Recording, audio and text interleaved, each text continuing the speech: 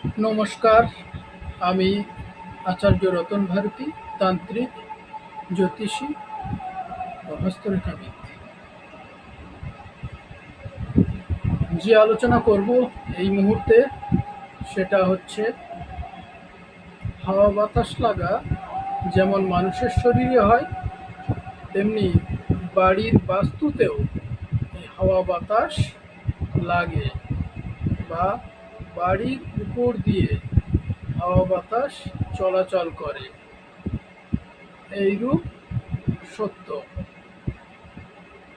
এটা কারুর দৃষ্টিগোচর নয়, কিন্তু আমরা যারা তান্ত্রিক কর্ম ক্রিয়া করে থাকি তারাই বুঝতে পারি এবং জানতে পারি এবং তার ক্রিয়াকর্ম করে কাটাতে পারি, বন্ধ করতে পারি, যাতে সেই হাওয়া বাতাস আপনার বাস্তুর উপর দিয়ে না যায়। হাওয়া বাতাস যখন চলাচল করে আপনার বাড়ির উপর দিয়ে, তখন নানান উপসর্গ লক্ষ্য করা যায়। কর্মে বাধা পড়বে, রোগ ব্যাধি ছাড়বে না, অশান্তি লেগে থাকবে, নানান উপসর্গ আপনার বাড়ির উপরে চলতে থাকবে। কোনো কিছুতে আপনি স্থির থাকতে পারবেন না, সব কিছুতেই নানান সমস্যা দেখা দেবে।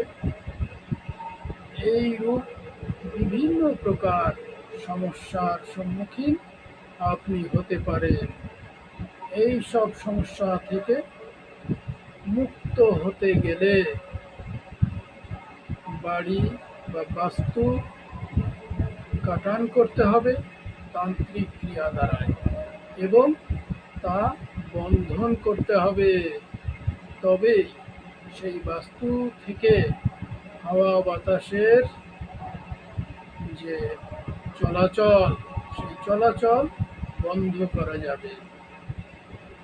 বন্ধ করা গেলে আপনি যে সমস্যার সম্মুখীন হচ্ছিলেন সেই সমস্যা থেকে আপনি মুক্ত হতে পারবেন।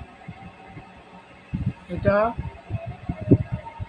একেবারে সত্য সত্য সত্য। এগুলো আমি করে থাকি, এই ক্রিয়াকর্ম, এবং সেই বাস্তুতে কোনো বাধাবিঘ্ন আছে কিনা বলে দেওয়া যায় এবং কাটানো যায়। নমস্কার।